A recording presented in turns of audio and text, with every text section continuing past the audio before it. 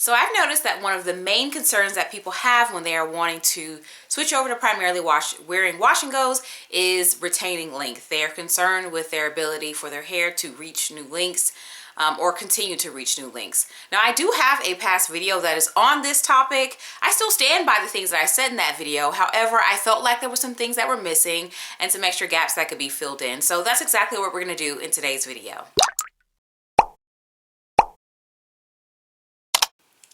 Hello everyone, Kayla here, and this is What the Kink, a natural hair channel. You may be wondering, girl, why are you talking about retaining length while wearing a wash and go? And if you go back to my 2016 videos, you will see that my hair was much shorter than it is now. I've also done a couple of haircuts over the years, and I still managed to get hair that is longer. In my video that talks about wanting a new hair shape, I do a length check in the very beginning of that video, and you can see that my hair is quite long. And I have been a natural that primarily wears wash and goes for, I guess, that entire time since 2016. So about 8 good years of primarily wearing wash and goes. So I feel like I have a lot under my belt as far as how you can still wear your hair but still enjoy it at the same time. This first thing is going to be difficult for people who are coming from primarily wearing other hairstyles, but you're gonna need to wash your hair more frequently if you're gonna be a wash and go wearer. The reason being is because what does water do? Evaporate. And the products that people tend to use to wear a wash and go to get really good results with wash and goes tend to be a little bit lighter of products. So we're not, doing, old school, we would talk about sealing the hair, even though it doesn't quite work like that, but sealing the hair and putting on these products and stuff like that. No, the water's gonna evaporate from your hair a lot quicker if you're wearing wash and goes. And so in order to keep your hair hydrated, you do need to wash it frequently. Now, I would say, people talk about once a week and all this kind of stuff. That's great. That's what I do. I wash my hair once a week. But I think another thing that you can do is to do your hair in a wash and go and then clock how long it takes your hair to feel dried out. And then your wash frequency should be the day before that happens. So if you're finding that, okay, my hair typically tends to feel dry by the 4th day, then you might need to wash your hair every 3 days. My husband personally washes his hair every 3 days because he doesn't like the way the style looks when it gets too old, and he likes a certain preferred gel type that just tends to just not look as great by day 3. And so he washes his hair about every 3 to 4 days. And it's not really affecting his length retention.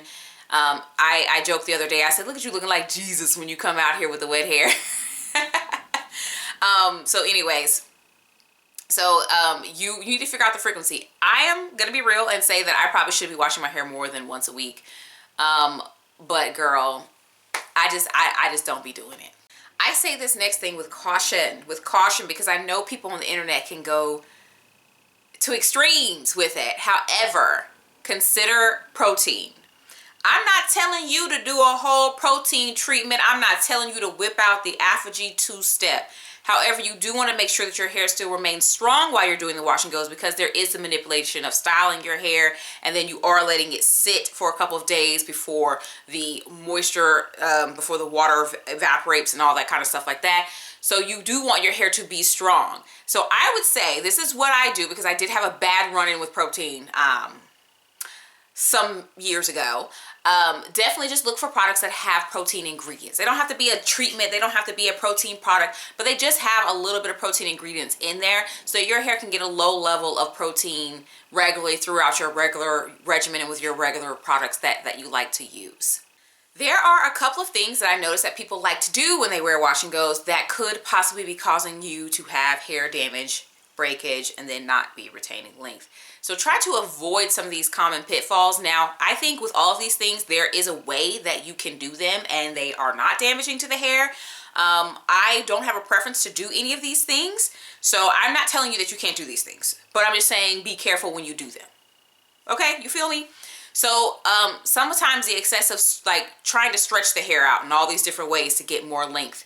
And I know you might look at me and be like, oh, what are you talking about stretching the hair? Hey, I had shorter hair. And this is the shrinkage. My hair is much longer than what you're seeing here. I just don't stretch it out. So excessive stretching. A lot of people will put heat on their hair every single day in the name of stretching their hair out every single day.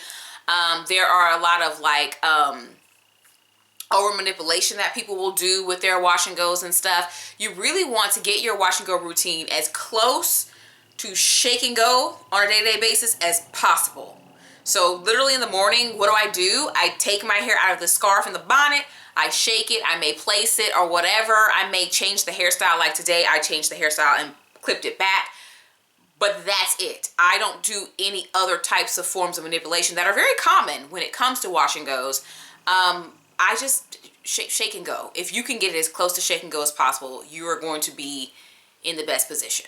Okay, next thing, I really want you to work on your technique. Work on your technique.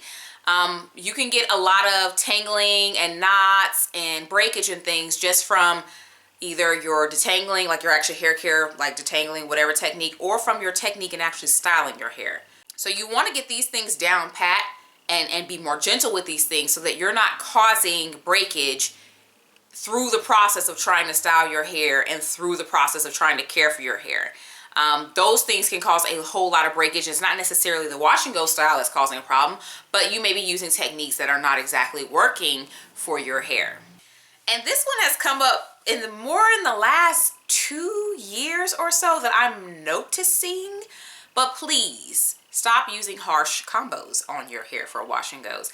And you may be like, how do you know it's a harsh combo? Listen, if you are doing that combo and it comes time for you to like style your hair whatever way that you like to style. So if you're a brush styler or a comb styler, you like to rake the style, you have a defining tool, whatever, you're doing that and you can barely get that thing through your hair, and your hair is like literally reacting to the product and knotting up and stuff like that, and it's difficult, you have to pull your hair apart. Stop doing that immediately. You are causing breakage. And there are certain products that do this. I've heard a lot of people complain about Uncle Funky's daughter doing this. Now, I don't, poop on Uncle Funky's daughter anymore. However, I find that for me and my hair, in order for it to not do that in my hair, I have to use a lot of it. It's not as simple as add more water. Everybody's like, add more water. No. On my hair, it does not solve the issue. I have to use more Uncle Funky's daughter, probably than what a lot of other people are using, in order to prevent it from doing this whole Velcroization of my hair. So if you are styling your hair and the combo is making it to where it feels like rubbing a beach ball and you can't even get your fingers through your hair and it's breakage, do not keep using it in the name of trying to get a wash and go, okay? Also, if the gel cast breaks off of your hair towards the latter end of the week and your hair feels like crap, like your hair does not feel good, it feels dry AF, that combo is not a good one for you. Please stop using it. That combo is a harsh combo for you. Your wash and go, when the hard gel cast breaks off, should feel good. It should feel like hair. It should be soft, if even. If it's not, we need to reevaluate that combo and retire it if necessary. In today's video, I mentioned my previous video about how to retain length with a wash and go, and then I also mentioned my run-in with protein that wasn't so good. So I'm going to link those 2 videos over here for you. Subscribe, I post videos every week, and I'll talk to you in the next one.